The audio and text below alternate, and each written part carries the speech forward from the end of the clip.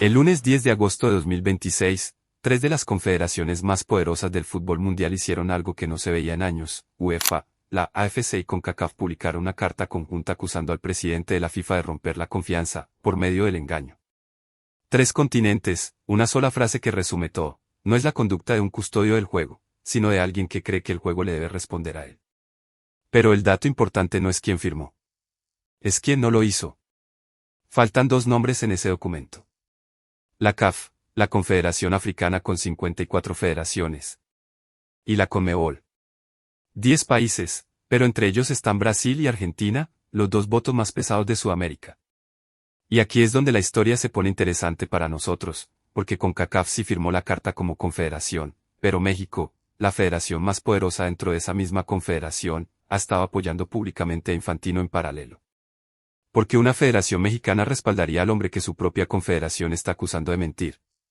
La respuesta, según una filtración que salió apenas unas horas antes de esa carta, tiene un nombre: CONMEBOL. Vamos a marzo de 2027. Ahí converge todo esto. FIFA celebra elecciones presidenciales y Gianni Infantino busca un cuarto mandato al frente del organismo que dirige desde 2016. Por ahora no tiene rival confirmado. Pero la carta de UEFA, AFC y CONCACAF es la señal más clara hasta ahora de que su reelección ya no es un trámite. Y en política, cuando el poder tiembla, se necesitan votos. Ahí entra México. Toma esto con las pinzas. Según reveló el periodista Martín del Palacio en su podcast, Desde el Bar, Infantino le habría prometido a la Federación Mexicana de Fútbol algo que ninguna generación de directivos mexicanos había tenido sobre la mesa: ayuda para abandonar CONCACAF y gestionar su ingreso a CONMEBOL.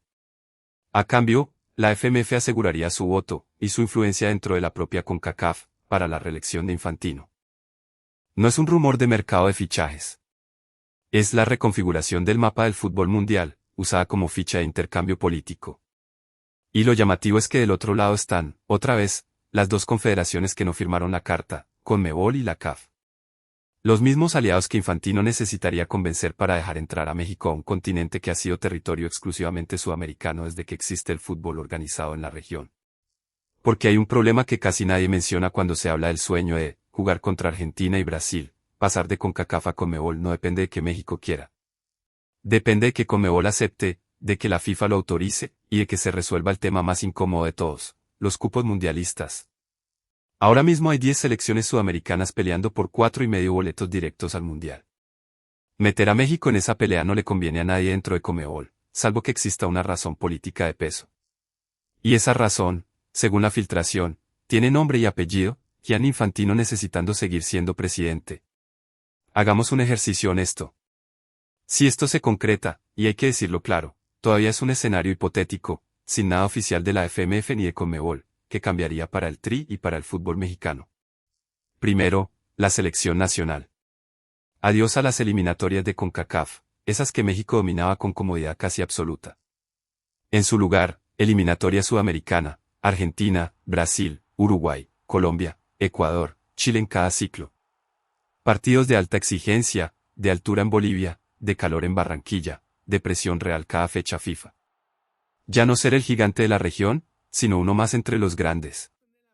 En torneos de selecciones, salir de la Copa Oro y de la Nations League para instalarse en la Copa América.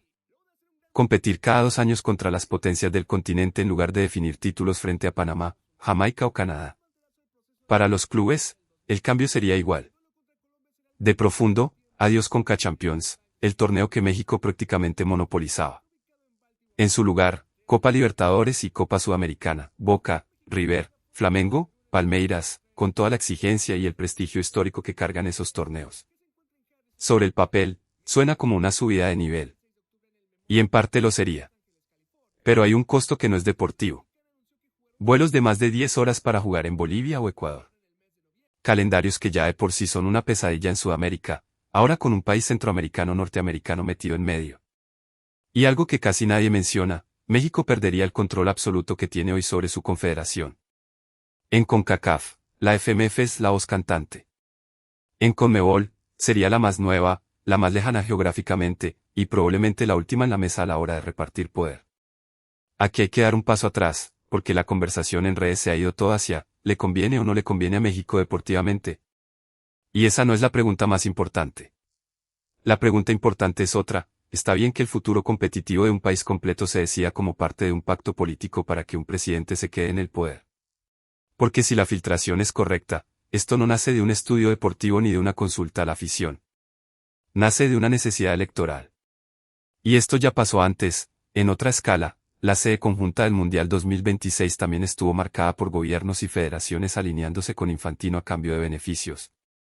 El patrón no es nuevo. Lo nuevo es hasta dónde está dispuesto a llegar esta vez, redibujar literalmente el mapa de las confederaciones del fútbol mundial.